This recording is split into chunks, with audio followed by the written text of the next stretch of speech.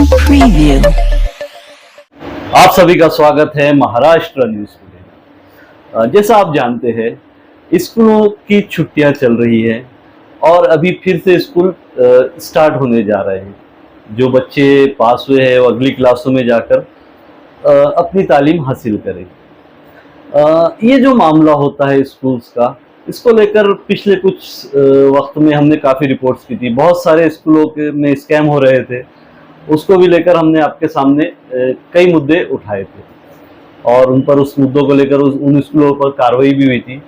ये जो मुहिम चली थी, इसमें हमारे साथ थे वंचित बहुजन आघाड़ी के शहर अध्यक्ष जलीस अहमद साहब। तो अभी जो 2024 में फिर से स्कूल स्टार्ट हो रहे हैं, बहुत सारे पेरेंट्स हैं जो फीस को लेकर और लॉकडाउन की जो फीस थी उस पर भी हमने बहुत काम किया था। पर इस साल सभी लोग फिर से अपने बच्चों को स्कूल भेज रहे हैं। तो इस साल जो हमारे जलीस अहमद है, उनके ये स्कूलों को लेकर और आने वाले बच्चों के जो अधिकार है एजुकेशन को लेकर, उस पर ये किस तरह काम करने वाले हैं और आगे ये 2024-2025 का साल कैसा रहेगा, इस पर आज हमारी खास मुलाकात है वंचित बहुजन आघाड़ी के शहर अध्यक्ष जलीस अहमद साहब से। आपका स्वागत है सर महाराष्ट्र न्यूज टुडे में। जी, जैसा मैं बताया जलीस अहमद साहब कि स्कूल्स वापस से चालू हो रहे हैं, फिर से वही चीजें फीस को लेकर, नए स्कूलों को लेकर, तो इस पे आप इस साल क्या काम करने वाले हैं?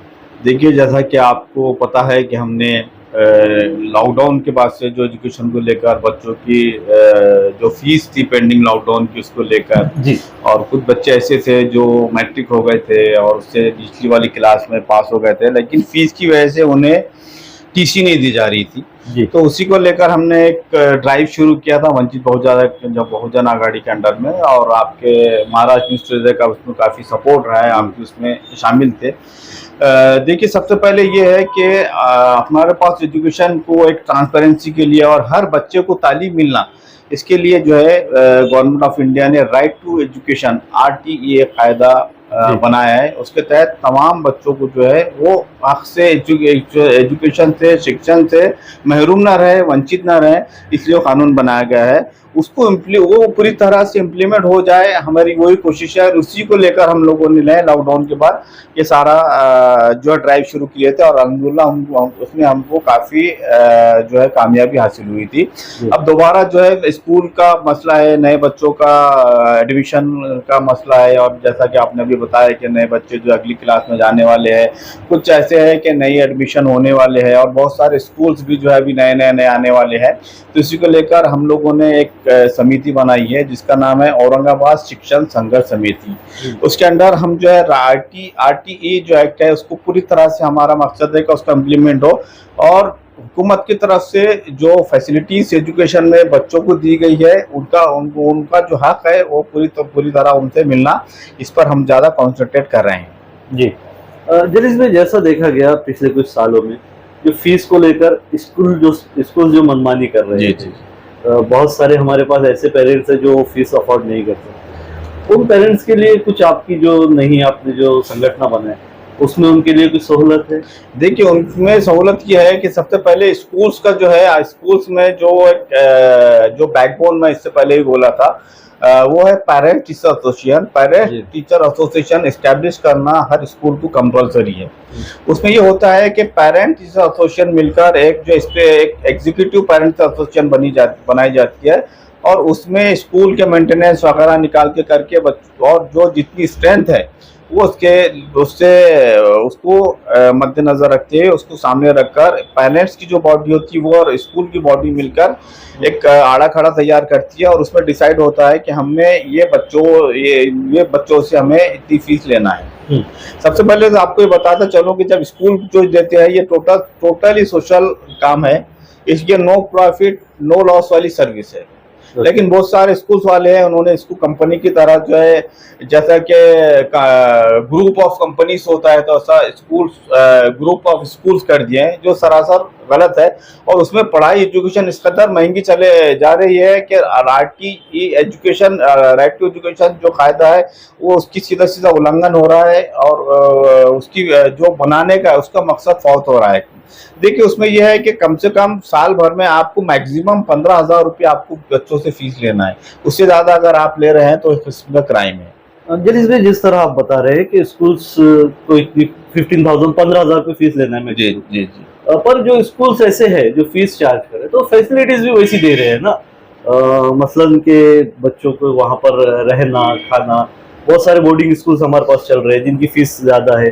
फिर उसके अलावा उनको जो एजुकेशन है सीबीएसई पैटर्न दे रहे हैं, और भी बहुत सारी सर्विसेज है जो दे रही है स्कूल, तो उसका चार्ज तो वो देखिए करेंगे ना। बोर्डिंग्स का उसका डिफरेंट है, वहाँ डे बोर्डिंग जो स्कूल है उनका जो है वो उसके चार्ज लेंगे, लेकिन जब अगर बच्चा आपके पास जा रहा है और तालीम हासिल करके वापस आ रहा है तो उसमें जो गवर्नमेंट ने जो परमिशन दी हुई है, आपने जो एग्रीमेंट जो आपने जो आपका फीस स्ट्रक्चर वहाँ पे जो दाखिल किया है उसी की मैं बात कर रहा हूँ। 15,000 से ज्यादा एक्सेस नहीं है, लेकिन लोगों ने बीच के रास्ते निकाल के करके अपने स्कूल का, आपको बोला किसने कि आप जो है 5 स्टार 3 स्टार जैसे जिस तरह होटल में होते हैं उस तरह आप सर्विस दे रहे हैं और पेरेंट्स भी उन्हें दे रहे हैं। लेकिन इससे ये हो रहा है कि एक यूनिफॉर्मिटी जो रहती सब बच्चों को लिए शिक्षण का जो हक रहता है उसमें बच्चे जो है महरूम रह जा रहे हैं।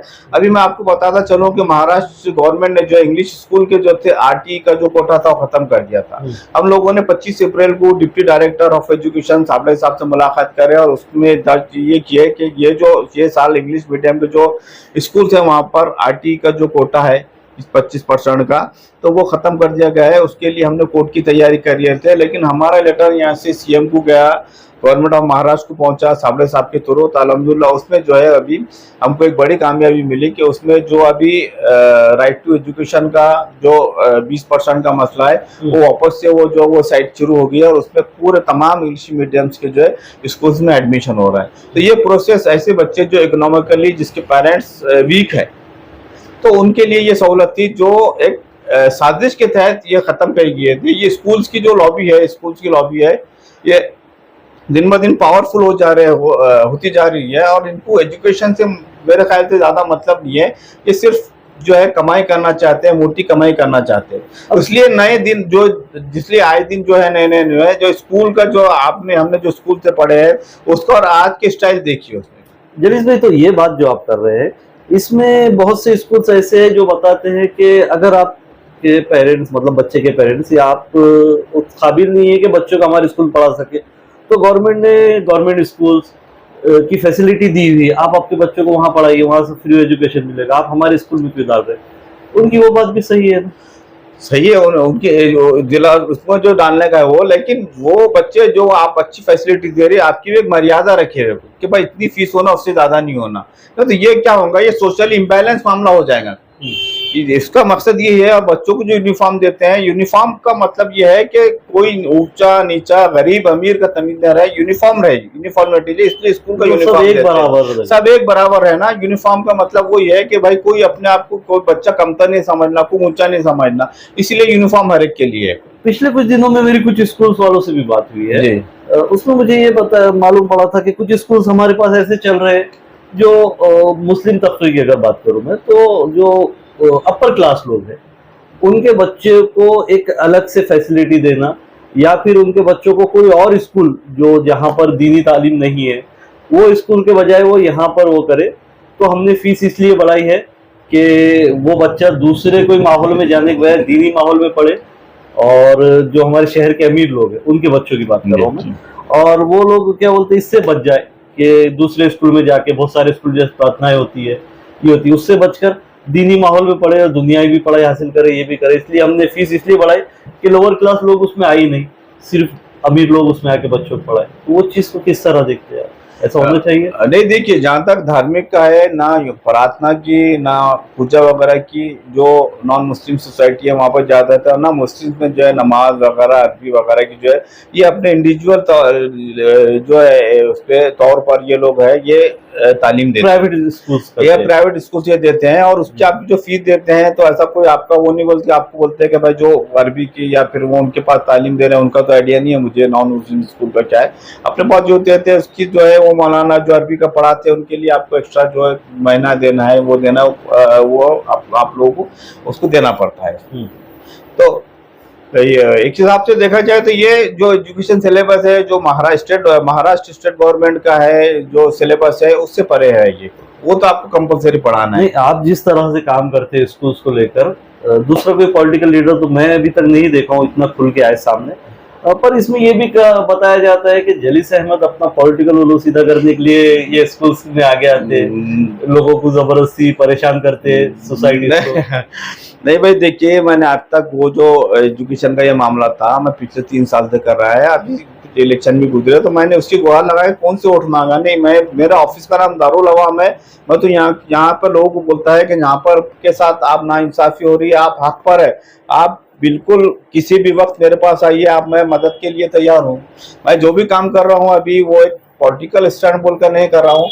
अगर मैं फ्यूचर में इलेक्शन लड़ूंगा या नहीं लड़ूंगा, अगर लोग वो मेरे काम से मुतासिर है तो वो वोट देंगे या नहीं देंगे, मुझे किस नज़र से देखते वो नहीं। लेकिन मैं, जो कोई मेरे पास बंदा आ रहा है, मैं उसको ये शर्त पे नहीं काम नहीं कर रहा हूँ कि भाई मैं इलेक्शन में खड़े रहना हो, आप वोट देंगे का तो बोलो फिर मैं आपका काम करूंगा वरना नहीं करूंगा। मेरे पास जितने भी लोग आए अभी तक, मैंने जितने भी लोगों का काम किया है, आप सभी से पूछ लीजिए कि मैंने किसी से भी जब ये कहा कि मैं इलेक्शन में खड़ा रहूंगा तो आपको वोट देना पड़ेगा, मैं आपका काम करके दे रहा, ऐसा कुछ भी नहीं है।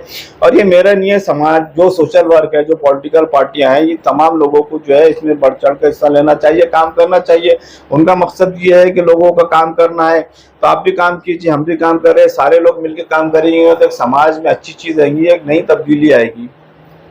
आज के दौर में एजुकेशन कितना जरूरी है? एजुकेशन बहुत जरूरी है। जैसा कि इस्लाम में भी जो है पहली आयत है कि पढ़ो अपने रब के नाम से जो बड़ा जिब्राइल अलैहिस्सलाम जब मेहरबान है। तो आप इसलिए आप इससे अंदाज लगा सकते हैं कि मजहब इस्लाम ने सबसे पहले जो बात की है वो तालीम को लेकर, इल्म को लेकर है। इसीलिए जो है आज जो है आज के माहौल में इल्म बहुत ज़रूरी है और हर बच्चे को, हर बच्ची को, हर एक को जो है इल्म हासिल करना चाहिए। और उसी को लेकर हमारी अंतिम कोशिश है कि ऐसे लोग, ऐसे बच्चे जो तालीम से महरूम रह रहे हैं, हम उनके लिए कुछ कर दें, उनका तालीम लेने के बाद उनका मुस्तकबिल संवर जाए। इसीलिए हमने जो है ये समिति का हमने क़याम किया है और वो समिति जो है आने वाले 2-3 दिन में बहुत तेज़ी से अपना काम शुरू करेंगी।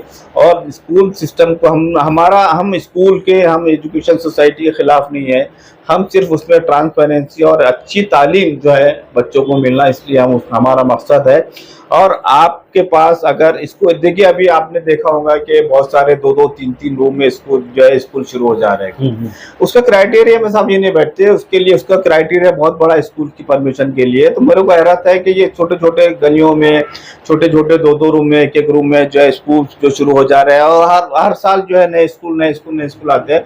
उतनी तो गवर्नमेंट ऑफ महाराष्ट्र ने परमिशन भी नहीं दी है। और मैं आपके चैनल के माध्यम से पेरेंट्स को ये बताना चाहता हूँ कि आप जो है स्कूल की पहले उसकी परख कर लीजिए। यूएसआईडी नंबर, उसका परमिशन नंबर, आरटीए नंबर जो जिला परिषद मिला हुआ है वो जानिए, उनका नंबर मांगिए, आपको स्कूल को जो है कहाँ तक परमिशन मिली हुई है, ये सारी चीज़ें देखकर आप अपने बच्चों का एडमिशन लो। हमारे पास बहुत से केसेस आए कि थोड़े दिन जो स्कूल जारी सारी रहे, उसके बाद ये इन्होंने अपना स्कूल बंद कर दिए।